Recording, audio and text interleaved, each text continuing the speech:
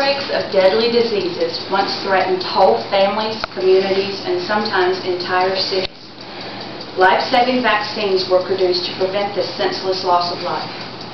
According to the United States Department of Health, these vaccines have practically eradicated such killers as polio, diphtheria, and smallpox. Disease outbreaks affect everyone, regardless of age, race, sex, or economic status. As a parent of 3 children, I feel that I am qualified to speak to the importance of vaccinations. My purpose today is to persuade you that every child should get vaccinations. Today, most parents continue to have their children inoculated completely before school age, as the majority of physicians suggest. A growing number of parents, however, are choosing to refuse vaccinations for their little ones. They believe the vaccines pose a health risk to their kids. Although some parents fear a link between childhood vaccinations and serious conditions such as autism, all children should be vaccinated for the protection of themselves and their peers. I believe all children should be vaccinated because 1, they prevent outbreaks of once deadly diseases. 2, other children are put at risk when a child is not vaccinated. And 3, perceived connections between vaccinations and autism, ADHD, and asthma have no scientific evidence to back them up. First, and most importantly, vaccinations prevent deadly disease outbreaks. Evidence shows that there is a direct link between a drop in vaccinations and a rise in disease epidemics. In the early 90s, the United States experienced a drop in the number of vaccinated children. This resulted in an outbreak of measles that affected 56,000 children, hospitalized more than 11,000, and claimed the lives of 125 kids. According to the U.S. Centers for Disease Control and Prevention, the Soviet Union experienced a similar situation when vaccination numbers dropped there. Diphtheria ravaged the country. Approximately 50,000 were affected, and nearly 2,000 lives were lost.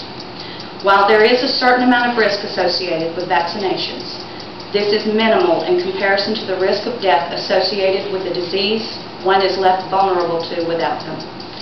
Clearly, a parent who decides not to vaccinate her child is increasing the risk to others as well.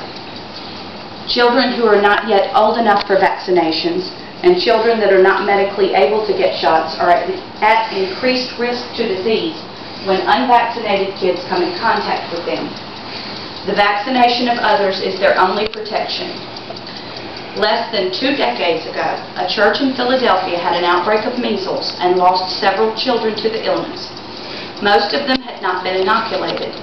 Sadly, 2 of the children who were under the age recommended for vaccination, who happened to live in the area, also contracted measles and died. Perceived connections between vaccinations and autism, ADHD, and asthma have no scientific evidence to support them. At different times, both DTP, the diphtheria, tetanus, polio shot, and MMR, the measles, mumps, rubella shot, have been targeted by parents and a few physicians as the culprit behind the rise in autism occurrences.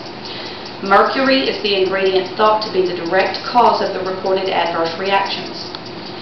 While mercury can cause very similar symptoms to those of autism, in recent years vaccines containing mercury have been discarded in favor of mercury-free versions. DTP has been replaced in most doctors' offices by the DTaP vaccine, which has fewer side effects and does not contain mercury. This means that even if mercury was the cause of any of these problems at one time, it is no longer a concern. According to every research study done to date, there is no causal relationship found between any of these impairments and any vaccine. It is true that due to advances in medicine, there has been a significant rise in the number of shots administered to children, but there is simply no proof of a connection between this and autism, ADHD, or asthma. There is evidence, however, that vaccines save lives every day. It would be another tragedy for more lives to be lost over what may be nothing more than an unfortunate coincidence.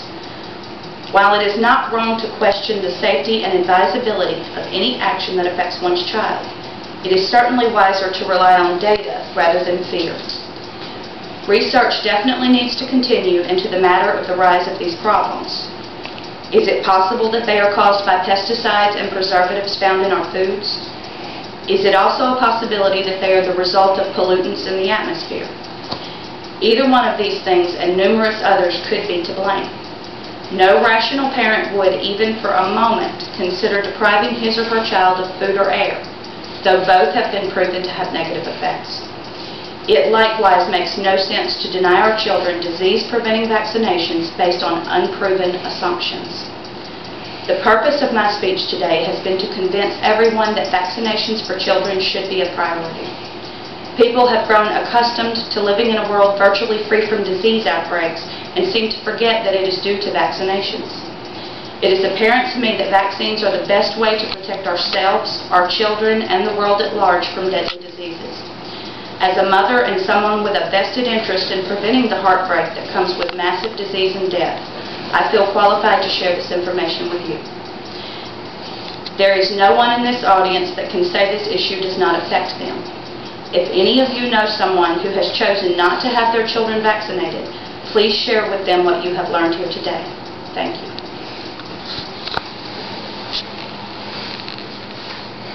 Is it long enough?